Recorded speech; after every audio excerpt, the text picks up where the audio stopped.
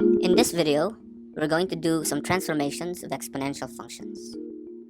So what is transformation? Transformation is basically taking a function, changing some things about that function to create a new function. The original function is commonly referred to as the parent function. Let's say my parent function is f of x equals 2 to the power of x. Okay, so this is a very simple function, and so we can graph this function. In fact, we already did this the previous video, but let's do that again. So we need x and y.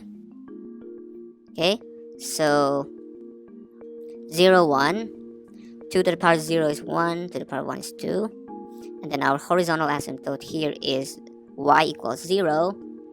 So we can now sketch the graph of this function. Okay, so let's do that here.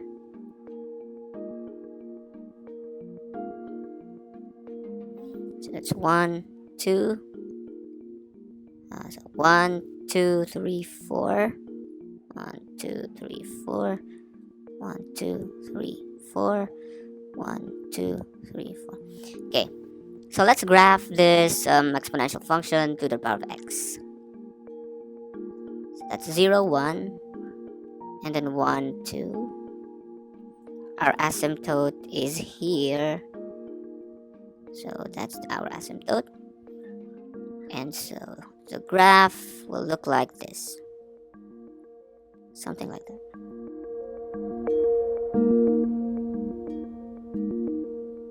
Now, we will do some transformation. We will change some things about our original function. So what if we take our function f of x, okay, equals 2 to the power of x. But then instead of 2 to the power of x, let's say I add in minus 1, okay? And then here I will add in, say, minus 3, or no, maybe minus 2, okay? So how about that? So what we did was we took our original function, f of x equals 2 to the power of x. We made some changes. So we found a new function, 2 to the power of x minus 1 minus 2. Now, the question is, how do we graph this function?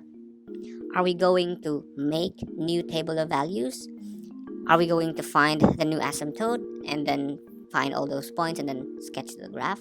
Or can we use the graph of the original function f of x equals 2x? Can we use that graph to graph this transformed function here?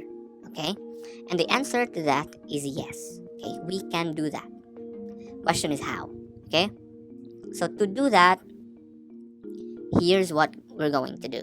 We're going to look at the graph of the original function, okay, and then look at the exponent. So since the exponent changed, so from x became x minus 1, then this minus 1 right here suggests that all of the points of this original function will move 1 unit to the right.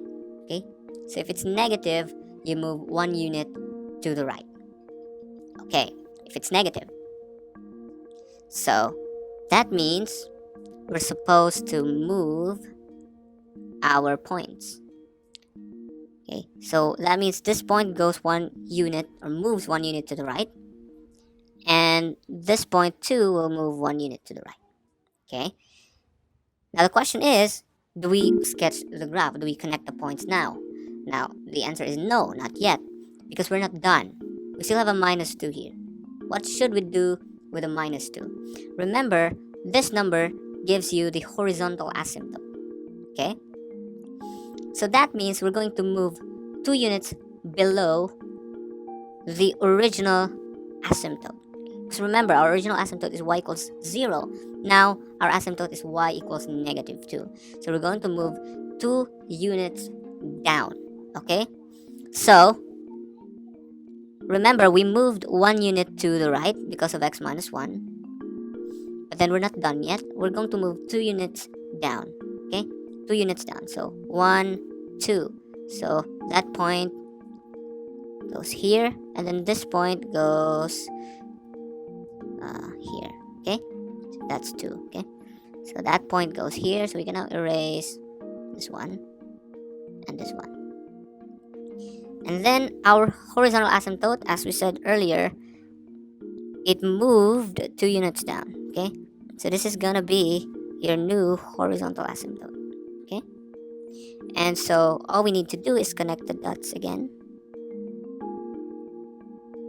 and then oops, I'm sorry, connect the dots again, something like that, and that's gonna be the graph of this new function that we got from our original function f.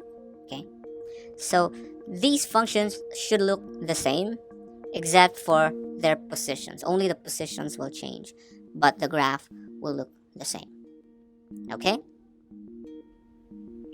let's have another example. Let's say our function is f of x equals 1/2 to the power of x. Okay, so that's our parent function. And so we can sketch the graph. So we need to make table of values. So when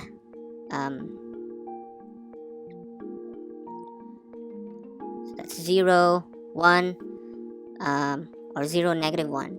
Okay, when x is 0, this is 1.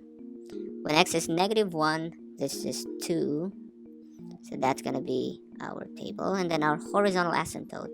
So it's that number here, right? Remember? But then we don't have any number, that means that's 0. So let's plot our points and sketch the graph. So where's 0, 1? 0, 1 is here. -1, 2 is here. Our horizontal asymptote is here. Okay, so that's gonna be our horizontal asymptote, and so our graph will look like this, something like that. Okay, so that's the graph of this function. Now what if we transform that function into something like this? So f of x equals 1/2 to the power of x plus 2 plus 1. Okay, so again, do we need to find new points for our table of values? The answer is no. We can just use the original graph to sketch the graph of this new function. So what we did here is that we just added +2 on our exponent, and then for and then here we just added a 1. Okay, so instead of 0, we changed it to 1. Okay, so now what will happen? Okay, so let's look at our exponent, x plus 2. So that means we're going to move 2 units left, okay, to the left. If it's positive, move to the left. If it's negative, move to the right. Okay, so that's +2, so we're going to move 2 units to the left. So what's that? So that's 2 units. So this point is gonna go, okay, that's gonna go here, okay, 2 units, and then this point is gonna move over here. Okay, it's 2 units to the left. Now, are we done? The answer is no, because we still have a +1, and that +1 tells us that our new horizontal asymptote is y equals 1. Okay, so that's our new horizontal asymptote. Okay, so that means we're moving 1 unit up. Okay, so from there, move 1 unit. So this point goes, sorry, let's use red. So that goes there, and then that other point goes there. Okay, so we can now erase these things. Okay, and then sketch our asymptote, that one. So that's gonna be 1 unit up, so that's there, and so our new graph should look like this. Should look like, I'm sorry, should look like, oh, something like that. Okay, so again, it's just the same function just moved somewhere else. Only the position changed, not the shape or anything. But there is one more transformation that changes the shape of the original function. We'll do that in the next video.